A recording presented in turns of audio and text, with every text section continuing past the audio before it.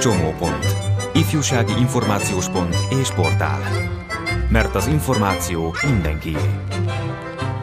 Sziasztok! Szendi Balázs vagyok, 16 éves, budapesti középiskolás, nagy autórajongó és szenvedélybeteg. Jelenlegi függőségem oka a megszállott hasznos infóvadászat. Az orvosaim szerint státuszom gyógyíthatatlan. Idegesítenek a felesleges társadalmi meg bulvárhírek, de a fontos hírek azért érdekelnek.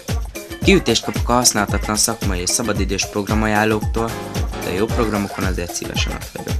Fanatikusan böngészem a weboldalakat, újságokat, közszolgálati és kereskedelmi televíziókat. Gyűjtöm a legkülönbözőbb magazinokat, szórólapokat, plakátokat és névjegykártyákat.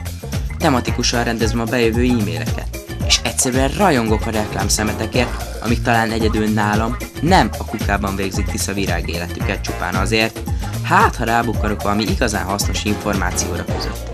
De eddig még semmi. Hoppá, egy bejövő mail. Azt hiszem, most rámegyek egy kicsit. Tudjátok, van nekem ez a fura függőségem. Ez az.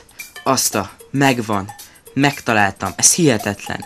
Csomópont ifjúsági információs pont és portál. No, ezt a helyet azért megnézem magamnak. Na, köszi, Dodó! Nézz be hozzánk, ha információra van szükséged. Csomópont. Ifjúsági információs pont a Csokonai Művelődési Központban. A projekt az Európai Unió támogatásával, az Európai Szociális Alap társfinanszírozásával valósult meg.